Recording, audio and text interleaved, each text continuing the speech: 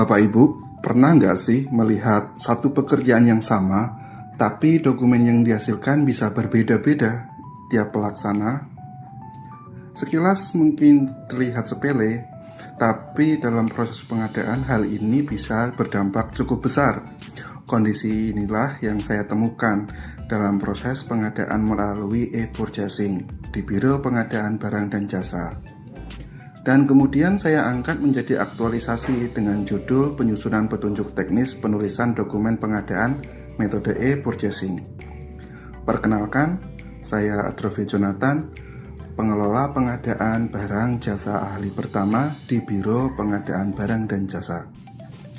Permasalahan yang ditemukan adalah belum adanya keseragaman dalam penyusunan dokumen pengadaan, khususnya terkait kelengkapan dan substansi dokumen.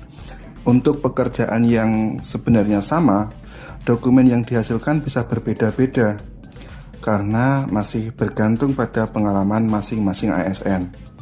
Hal ini saya temukan melalui observasi, telaah dokumen, serta diskusi dengan tim, di mana belum mendapat acuan kerja operasional yang terstandar dan mudah digunakan. Dampaknya, proses review oleh PPK menjadi lama karena dokumen perlu diperbaiki serta berpotensi menimbulkan kesalahan administratif. Berangkat dari kondisi tersebut, saya menyusun petunjuk teknis penulisan dokumen pengadaan e-purchasing sebagai acuan kerja operasional. Juknis ini berfokus pada penjelasan fungsi dokumen serta elemen minimum yang wajib dipenuhi pada setiap tahapan pengadaan. Dalam penyusunannya, saya melakukan identifikasi kebutuhan dokumen, telaah referensi, serta konsultasi dan evaluasi bersama PPK dan atasan. Hasilnya, telah tersusun draft juknis versi final yang telah divalidasi secara substansi. Juknis ini mencakup 4 tahapan utama pengadaan, yaitu tahap review usulan, pemilihan penyedia, persiapan kontrak, serta pelaksanaan hingga pembayaran. Di dalamnya dijabarkan secara rinci 14 dokumen operasional beserta elemen minimum yang harus dipenuhi pada masing-masing dokumen. Dengan adanya juknis ini, penyusunan dokumen menjadi lebih terarah dan tidak lagi bergantung sepenuhnya pada pengalaman individu. Dari kondisi sebelumnya yang belum seragam, kini mulai terbentuk standar penyusunan dokumen yang lebih sistematif dan konsisten.